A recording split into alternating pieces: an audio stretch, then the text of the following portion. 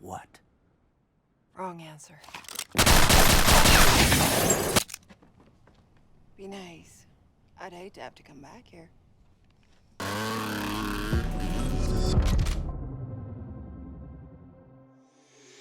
What's up, guys? It's Benny. You ever seen one of those nature documentaries where the beekeeper is opening up a beehive, and as they carve through the honeycomb, they get closer and closer to the queen bee, and the worker bees just go savage mode, and they start attacking and buzzing and stinging, doing everything they can because the beekeeper's over the target, over something very precious and valuable to them. And so they lash out in attack mode. It's very interesting. It's telling, right? Whenever a group of individuals that function on hive mind get their stingers out and they prepare for actual battle, you know you're over the target. And that's what's happening right now with Dan Bongino. Dan Bongino being put in charge at the FBI. Now, the director of the FBI is Kash Patel, but the deputy director of the FBI is somebody who is actually responsible for the implementation of the president's vision and the execution of the law enforcement responsibilities of the FBI. This is a very, very important role. And Dan Bongino is, ladies and gentlemen, over the target, you might say, based on the freak out, the lashing out, the screeching, the screaming, the stinging, the psychotic nature of libs in Washington, D.C., in the permanent state. You can tell that Dan Bongino is the person they're the most concerned about, maybe even beyond Kash Patel. Check this out. It's the Lincoln Project, a bunch of degenerate. I wonder why they don't want the Epstein list released, you know what I mean? Yeah. Saying, America, say hello to your newly appointed FBI director. What do they post? A Dan Bongino post saying the irony about this for the scumbag commie libs is the cold civil war that they're pushing will really end badly for them. Libs are the biggest pussies I've ever seen, and they use others to do their dirty work. Their mamas are still doing their laundry for them as long as they celebrate tonight. The long-sought goal of the destruction of the Republic has been reached. But they're not ready for what comes next. They've never have been. And it's revolutionary cosplay for them. Not anymore. It's all real now. You assholes wanted it. Now you got it. Good luck. And this is Dan Bongino on the eve of the arrest of President Trump. It's almost as though Dan Bongino is preparing to flip this whole thing around, ladies and gentlemen, give them a little taste of their own medicine, right? Still not tired of watching liberal media goons shit their diapers with every new move Trump makes.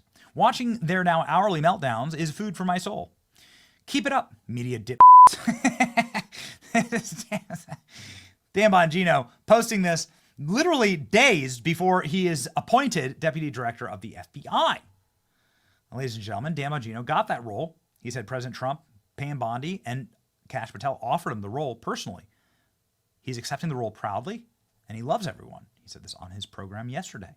Dan Bongino is going to get that role. Dan Bongino has called Adam Schiff the most corrupt member of Congress and deserving of criminal prosecution. Adam Schiff, of course, losing his freaking mind. Another Trump loyalist who won't say no to any immoral or unethical act. Our law enforcement agencies and public safety are further degraded. Over the target. Bzzz, right over the target. When the smooth brain hive mind is attacking, you know. Broken promises, Kash Patel promised. FBI Agents Association that he'd tap an active onboard special agent. Shut up. Nobody cares about you, Senate Judiciary Dem. Tim Miller. What the F? And again, this guy used to work for Jeb Bush, right? Like, how sad is that? He used to work for Jeb Bush.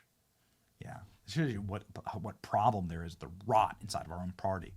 Thankfully, we now have messengers who can take this message to the American people and can communicate when guys like Dan Bongino don't have the opportunity to, right? Because they're going to be an official in a federal role.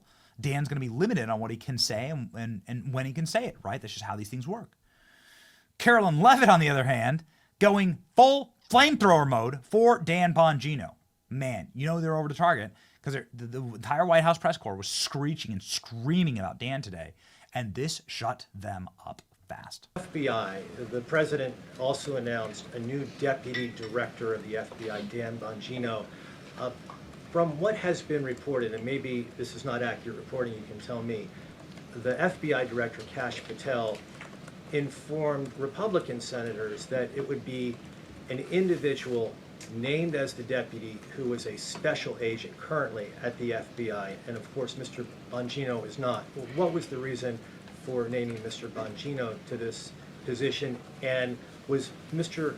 Patel not correct in making that assurance to those senators? I'm not sure if anybody in this room has listened to Mr. Bongino when he talks about the past corruption at the FBI, when he talks about his experience serving for the United States Secret Service.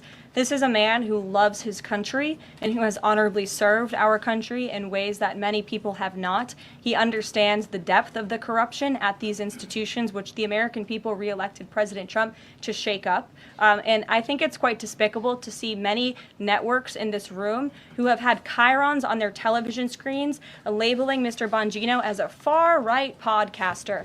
He is not. He is a former law enforcement agent. He is a former Secret Service agent who put his life on the line to protect this country, and that is why the President of the United States has entrusted him for this important role. He's also an outsider to this Washington swamp, and we often see that when outsiders are appointed to such coveted positions, a lot of people in this city get very, very nervous, and they should be, because Dan Bongino and Kash Patel and Attorney General Bondi are focused on rooting out the corruption at these agencies and ending the weaponization of government once and for all. They should be scared. Isn't that amazing? They should be scared. Isn't it incredible to have a White House that actually fights for its people? It's so awesome. It's so refreshing. It's such a different Republican Party. And Dan deserves every bit of this. I consider Dan a mentor. He's somebody who's been so kind to us and our program. I know him as a very personally, as a very generous person, and who's a trailblazer, an absolute bulldozer in this industry for shows like ours. And we're deeply thankful for that. Despicable! Carolyn Leavitt slams media attack over Dan Bongino. This is clearly the clip of the day. Carolyn Leavitt ate and left no crumbs when asked about Dan Bongino's appointment to the FBI director. Carolyn Leavitt excoriated media in D.C. swamp for their relentless attacks on Dan Bongino. Carolyn Leavitt, this is Dan Bongino's radio producer, this dude, emasculates soy boy reporter over Dan Bongino's appointment. This guy works for Dan. There you go. And it's all the crying and all the bitching and all the tears just are delicious to us. You understand, like your freak out over Dan Bongino proves that Trump is making the right choice here. White House Press Secretary Leavitt reports over 1 million federal workers, ladies and gentlemen, have now responded to Elon Musk's email about what they did last week. Oh man, what did we do to deserve Carolyn Leavitt? So awesome. This is a back and forth with Fox News, of all people. The former employer of Dan Bongino. Dan had a very successful show on Fox. Jackie Heinrich is the White House reporter that was trying to put the screws to Carolyn Leavitt, and Carolyn Leavitt's response here is just savage. Pure savagery. It's so awesome to have a White House that actually doesn't shy away from these things, that isn't scared of the press, and that's actually doing the business of the American people. Because actually, it's all of us who are in charge, and we gave them the popular vote, all 7 swing states, and a mandate to govern, okay? And this is what that actually looks like. Here we go. Ladies and gentlemen, my second favorite thing that happened at the press briefing today, Carolyn Leavitt absolutely bodying Fox News of all places. Jackie. Thank you. One follow-up question. So about the deadline, Alina Habba said that you have until tonight. Elon Musk said a failure to respond a second time would result in termination. So is that a real deadline? Should federal workers be looking to that guidance, or should they be looking to the agency heads? Like, what is the actual deadline?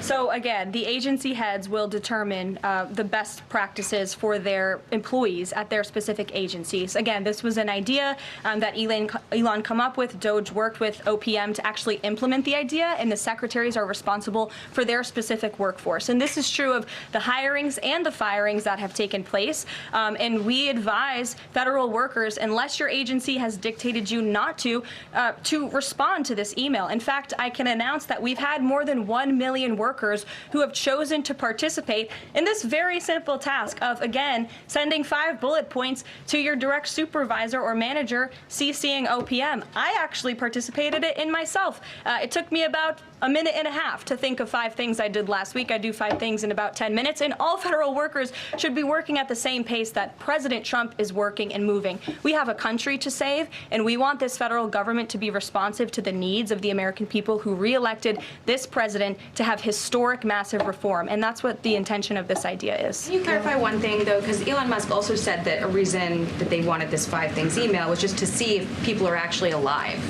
citing that there are some federal workers who might not even be alive.